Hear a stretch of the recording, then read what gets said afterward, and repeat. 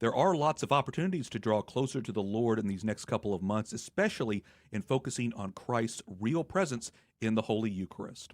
Coming here and join me on the program, talk a little bit more about that, is Father Tom Ponzini. Father Tom is the pastor of Prince of Peace Catholic Church in Houston. Father Tom, thank you so much for coming down here to the Houston station. We appreciate your being here on here with us. Wyatt, thanks so much for having me. Sure. Lots going on at Prince of Peace, especially the next several months. But let's just give me an overview here, Father Tom, about the church itself for people who are unfamiliar with Prince of Peace. North of Jersey Village area near the Willowbrook Mall area? Yes, it's right off of Highway 249, about a mile north of Willowbrook Mall, and about a mile north of FM 1960. Very good. How many families that are part of the church now? We're trying to get our census up to speed, but I would say between 8,000 and 10,000 families. Wow, very good. And so how many masses on Sunday do you typically? So on the weekend, we have 2 vigil masses and then 7 masses on Sunday. So 5 masses in English language, 4 masses in Spanish language. Very good. Well, Father Tom, I know that you're very familiar with the greater Houston area because as a priest, you've served in different capacities in different parishes. You were talking earlier that this is your second stint at Prince of Peace because you were there before, now in this capacity as a pastor. Been there now 4 years as a pastor? Yes, almost 4 years. Very good. And tell me about what it's been like coming back and then being in this role as a pastor. It's very special in a sense that it was my first assignment in 1996. And almost 25 years to the day, I was appointed pastor at Prince of Peace. And so I wasn't necessarily expecting the assignment, but so very blessed to make full circle and to come back to Prince of Peace. Yeah. And so really excited. It's been interesting in the sense that over 25 years ago, I married several couples, and now I'm doing their 25th wedding anniversary. Oh, and so that's been a very special aspect for me. Sure. It's beautiful. Tell me about, the other good thing about Prince of Peace is that it's big, it has facilities, it's able to host a lot of conferences, events and activities as well. We're going to talk a little bit about some of those coming up as well. But just tell me about the vibrant community. It seems like you got a lot of great people there that come to Mass regularly and who are parishioners.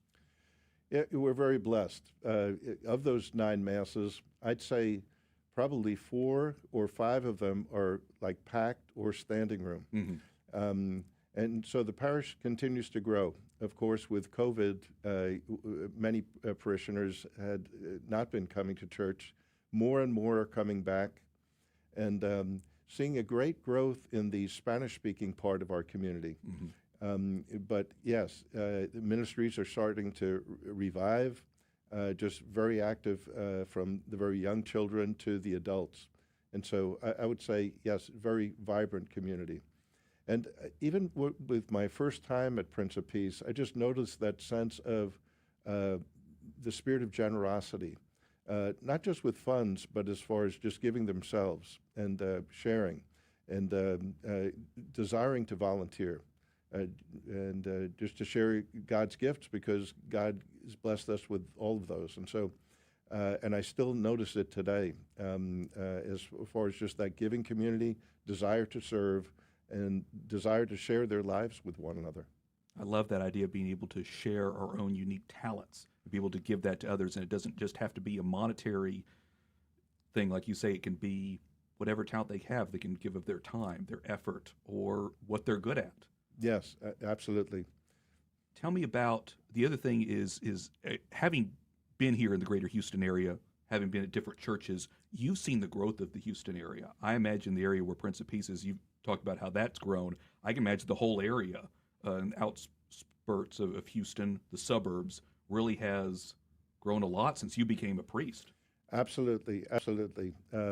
Just even the infrastructure, be it the highways, the number of communities developing, where it was just land before, and now in some of the different parishes, you're right, there's just major growth in all aspects of our Archdiocese of Galveston-Houston. Yeah. Let's talk a little bit about an upcoming event. We got several that are going on that Prince of Peace is participating in. we've got one called a Eucharistic Experience. So an Eucharistic Experience for the whole family, which is coming up this Saturday, October Yes. 19th. Eucharist, you can't go wrong with that. That's Christ himself, body, blood, soul, and divinity. Tell me about Eucharistic Experience. What is that? Well, one of the things is it's tying into our greater Eucharistic revival that's going on in the United States, and that you've publicized really over the time. And so we, as a parish community, are trying to envelop that and to engage parishioners, not just from our parish, but for the greater community, to just get more involved in learning about the real presence, learning how the body and blood of Christ can invigorate us to be Christ in our world today. And so this is a bilingual opportunity. All the talks are in English and in Spanish language, and it's going to be very family-oriented too. And so one of the aspects of this, we had a contest for people of all ages to submit different works of art to describe artistically the Eucharist to them.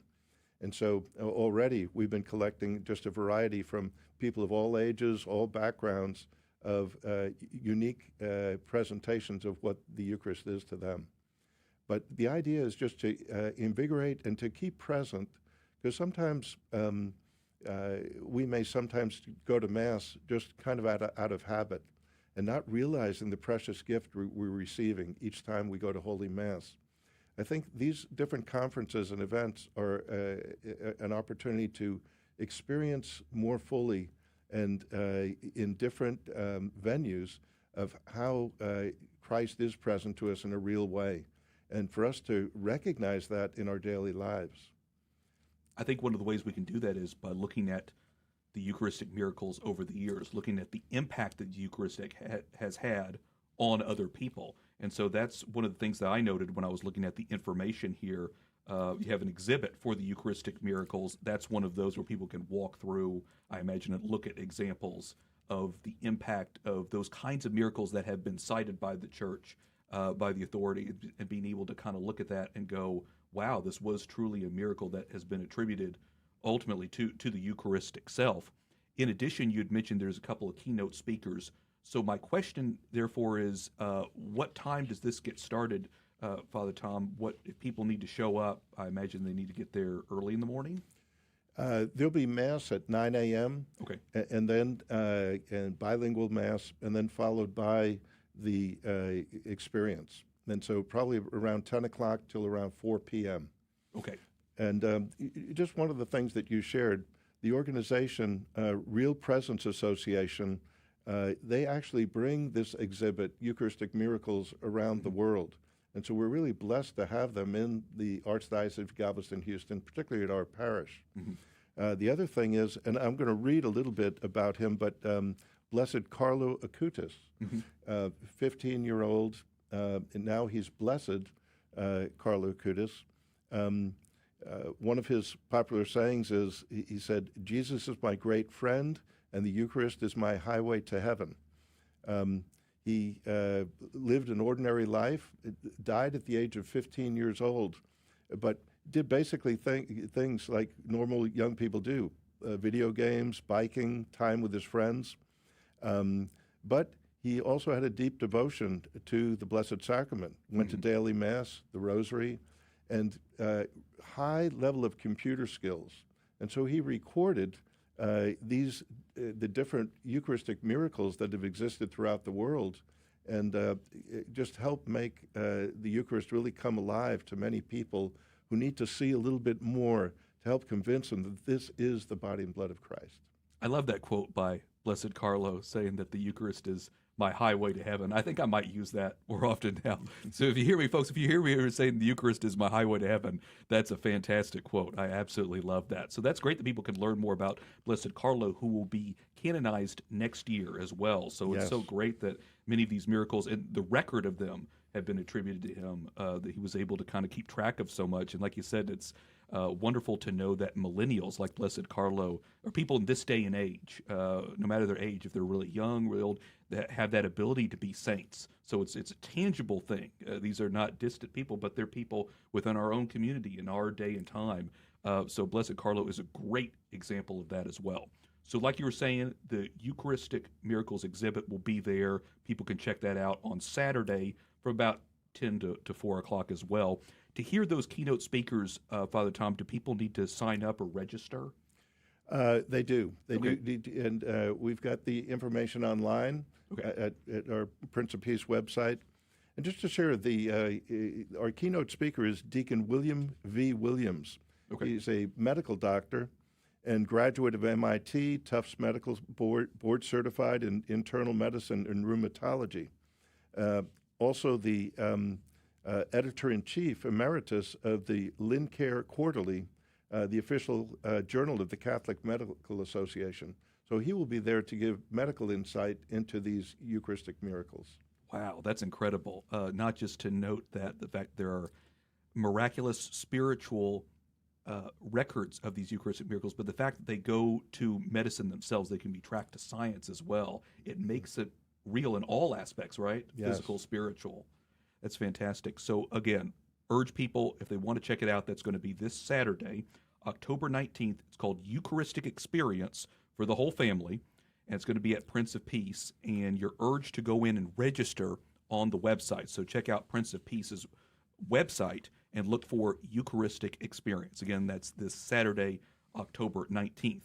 Now, Father Tom, that, of course, that keeps you guys busy enough with all these great guests and everything going on, but you guys are also preparing for another big event, which is going to be happening next month during the month of November with 3 other churches. This is something similar that you guys did last year, and this is going to be a Eucharistic procession.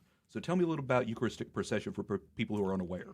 Yes. The Eucharistic procession is the taking of the body and blood of Christ in the monstrance and processing it, in our case, from one parish to another.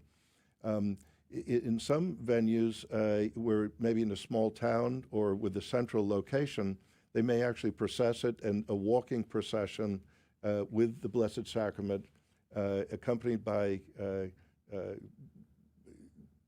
different worshipers and also prayer experiences along the way. Mm-hmm. In this case, we're sharing this with 4 different parishes that are located relatively close together, but still a significant distance between each other. Mm-hmm. And so last year, we had a Eucharistic procession, but it was kind of a combination of a walking procession and also a driving procession. Mm-hmm. And so where each of the parishes involved, which is Prince of Peace Catholic Community, St. Ignatius of Loyola, Christ the Good Shepherd, St. Edward's, and also this year with Frassati High School will be joining us.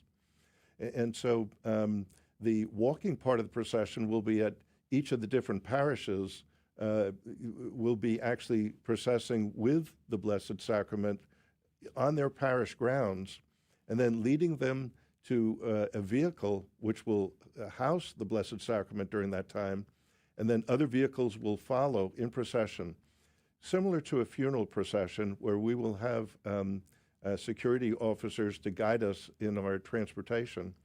But last year there was over 200 vehicles that would follow in this procession from one parish to the next parish.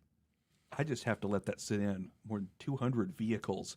So I can understand why you need a security there, because you're going to have all these people in line for this procession. That's incredible. And, you know, last year you had a really good response. I can imagine because it was so successful last year, got around to all the churches, and now more people are getting on board with it and are learning about it. I imagine you're going to have more people this year, and hopefully more people, though, not just to get involved, but also to grow closer to the Christ through this experience as well. Yes, and that's our hope as well. One of the other aspects to this that hopefully will continue to draw people is we're really making an effort to for these 4 parishes and school to really work together in making this happen. And so, for example, pretty much the sequence that will happen each day is that there will be For the evening, there would be a Mass, bilingual Mass, at 7 o'clock p.m. That would be preceded by confessions from 5 to 6:30. Mm-hmm. So every night that will happen at one parish. The other three parishes will not have any activities that evening because we're all called to celebrate Eucharist together as a greater community. Sometimes as parishes we can get into lock that we're the only Catholic church, our parish. Mm-hmm. But this is a great sense of the universal community. So after the bilingual Mass, there will be adoration of the Blessed Sacrament through the night. There will be a bilingual Mass in the morning at that particular parish. Mm. And then there will be the walking procession at that particular parish that would then lead to the driving procession to the next parish. That next parish will start exposition of the Blessed Sacrament all through the day until the cycle repeats again, where we have confessions that evening, bilingual Mass that night, and then exposition of the Blessed Sacrament through the night. So that will continue for the four parishes. And each of those days, there will be no activity. It will be just that one event for the four parishes during that week. Mm-hmm. So, on certain days, the Mass that may be held at Christ the Good Shepherd, there will be no Masses like at 9 a.m. at St. Ignatius, St. Edward's, Prince of Peace.